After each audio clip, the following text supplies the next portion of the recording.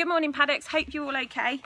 This one is especially for the year threes, but feel free to join in and listen to our amazing Oliver and the Seawigs chapter 3. Let's find out what's been happening to Oliver. Oliver was startled, and Oliver was not a boy who startled easily. "It's got a face," he said. "Of course it's got a face," said Iris. Oliver waved at the rambling isle. He said. "Hello," Iris told it. "He wants to know where you're going." The rambling isle watched them thoughtfully. It wasn't used to being talked to. It was years and years since it had spoken. It hadn't even realised that there was anybody on its head until these two small upside-down faces appeared. "Please," said Oliver, "I have to find those other islands. My mum and dad were on one. That's why I need to know where you're all going."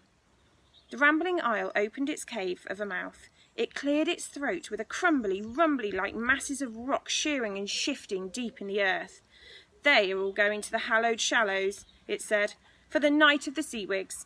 Oliver was starting to feel dizzy hanging upside down like that, so he sat upright. "What's a Seawig?" he asked. "Haven't you heard?" said Iris. "Every 7 years the rambling isles all gather together at the hallowed shallows to show off their treasures. They love to collect things, you see, all the bits of flotsam that the sea washes up on their heads. They're very proud of their collections. On the night of the Seawigs, each of them wears a wig made of all the treasures it has gathered on its travels. The one with the finest wig is declared the winner. It is a great honour. Everyone makes a huge fuss of them, and they become chief island for the next 7 years, and they get to order the other islands about if they want to, and choose all the best bits of wig for themselves." "I bet Thrumcap wins this time," said the island. "Or Dimsey. They always have the best Seawigs. Of course they have crinkly, complicated coastlines. All sorts of interesting things get stuck on them. Most of what washes up on my shores washes straight off again. Look at me.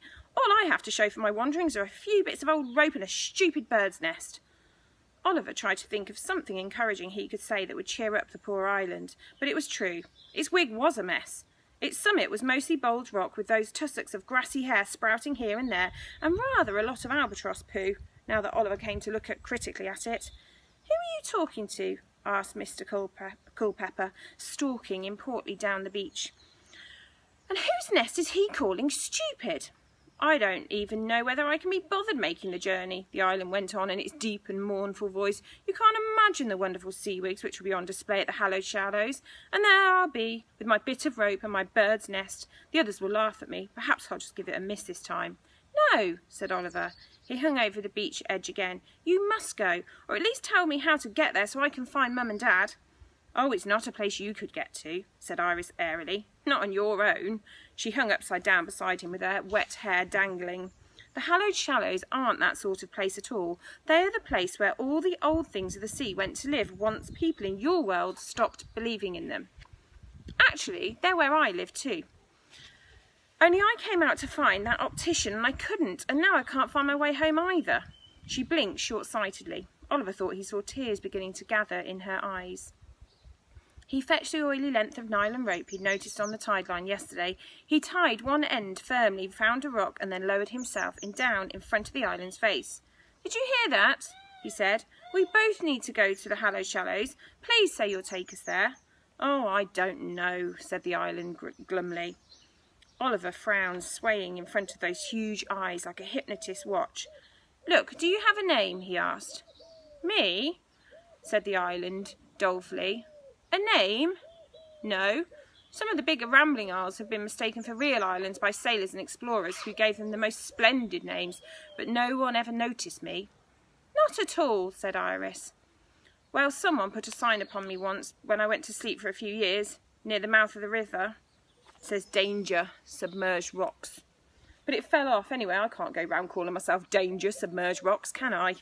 "Well, you need a name," said Oliver, looking up at these craggy features, at the clinging barnacles and clumps of weed.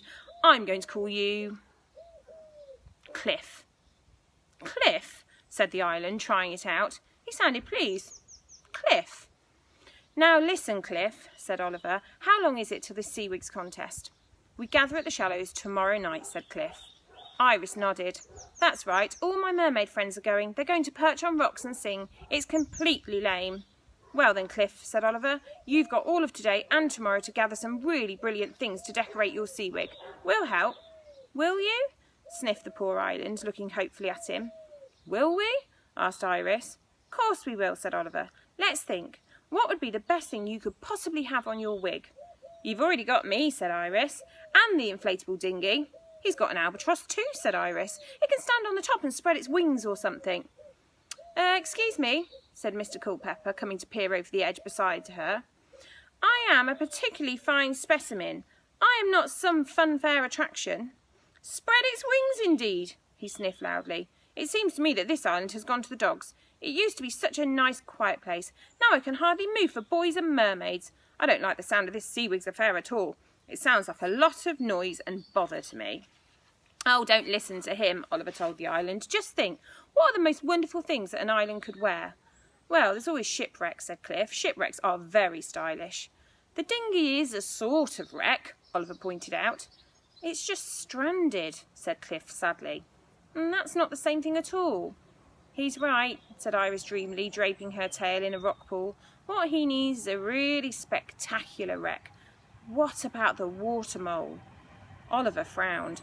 I've heard of that. It was the world's first submarine. The King of Spain built it to ferry treasure from his gold mines without English pirates noticing, but it didn't work too well. It sank and nobody knows where.